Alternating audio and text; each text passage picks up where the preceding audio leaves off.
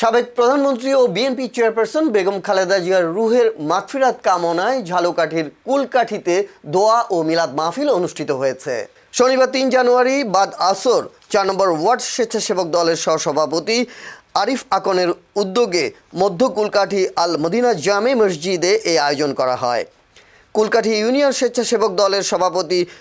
কামাল মল্লিকের সভাপতিত্বে অনুষ্ঠিত দোয়া মাহফিলে উপস্থিত ছিলেন ইউনিয়ন বিএনপি সভাপতি জুলফিকার বিশ্বাস, সাধারণ সম্পাদক খোকন হাওলাদার, উপজেলা মুক্তিযুদ্ধ কমিটির সহসভাপতি রফিকুল ইসলাম, ইউনিয়ন যুব দলের সভাপতি মজিদ তালুকদার, সাবেক ছাত্রদল সভাপতি সেলিম গাজী সহ কুলকাঠি ইউনিয়নের বিভিন্ন অঙ্গ সহযোগী সংগঠনের নেতৃবৃন্দ।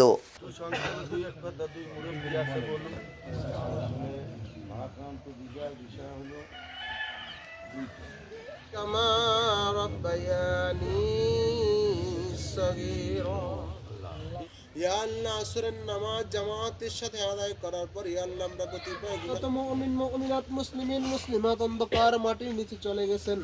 মেহেরবানি করে আল্লাহ যাকে কেন্দ্র করে আজকের এই দোয়ার আয়োজন আল্লাহ ছোট ছোট আল্লাহ আরাফাত রহমান ইয়া আল্লাহ সাধারণ খেটে খাওয়া মানুষের পক্ষে চিরদিন যে কথা বলছে সেই নেত্রী